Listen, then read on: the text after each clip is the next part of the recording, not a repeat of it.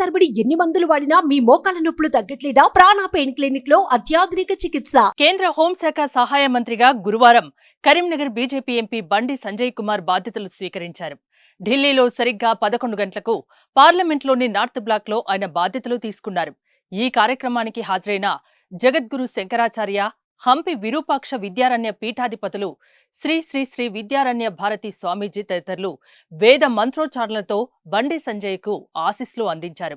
సహచర మంత్రి నిత్యానందరాయ్ బండి సంజయ్కి పూల బొకే అందించి అభినందనలు తెలిపారు. భద్రతా కారణాల రీత్యా కార్యకర్తల అట్టహాసం, నాయకుల సందడి లేకుండా అత్యంత నిరాడంబరంగా హోంశాఖ సహాయ మంత్రిగా బండి సంజయ్ బాధ్యతలు తీసుకోవడం విశేషం.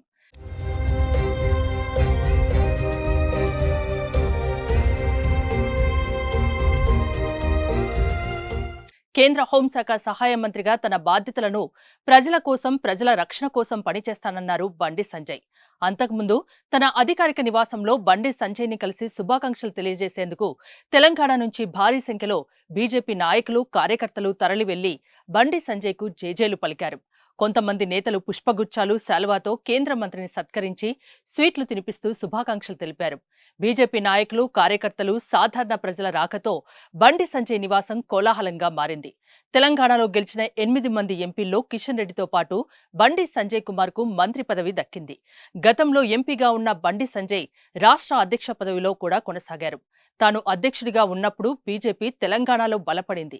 అలాగే ప్రజా సంగ్రామ యాత్రతో తెలంగాణ రాష్ట్ర వ్యాప్తంగా బీజేపీకి ఒక హైప్ తీసుకొచ్చారు సంజయ్. గతంలోనే బండి సంజయ్కి కేంద్ర మంత్రి పదవి ఇస్తారని పార్టీ శ్రేణుల ప్రచారం జోరుగా కొనసాగింది. కానీ ఇప్పుడు మోదీ కొత్త మంత్రివర్గంలో తెలంగాణ నుండి బీసీలకు ప్రాధాన్యమివ్వడం, ఈ క్రమంలోనే బండి సంజయ్కు పదవి దక్కడం జరిగాయి. కేంద్ర మంత్రిగా సంజయ్ మారడంతో తెలంగాణలో కమలనాథుల్లో మరింత జోష్ పెరిగిందనే చెప్పాలి.